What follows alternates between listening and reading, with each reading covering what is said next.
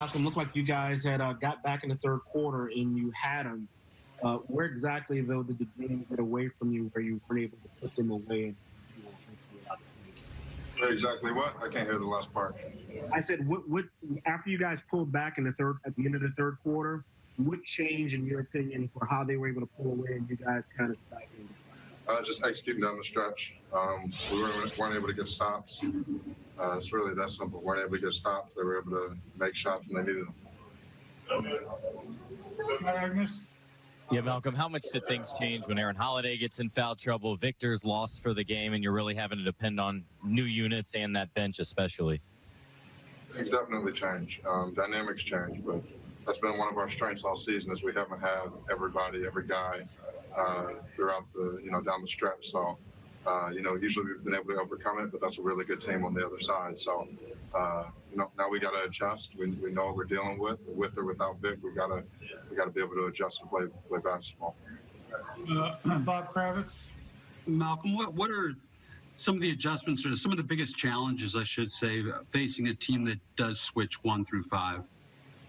Figuring out how to get easy shots, figuring out how to not get contested shots every time or ISO buckets every time.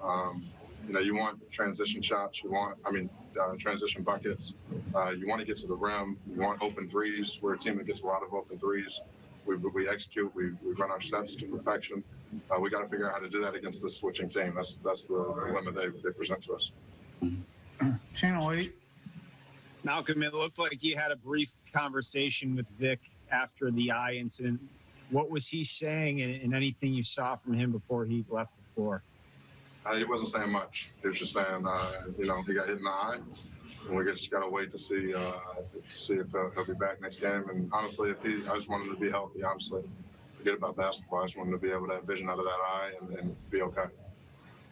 Tony East.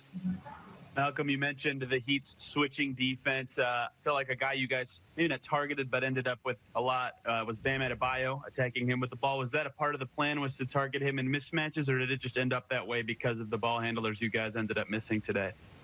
It ended up that way, but we always want to keep the 5 in it. We want to keep the 5 in pick and rolls. That's our advantage. Trying to get him in foul trouble, trying to get downhill on him and make plays.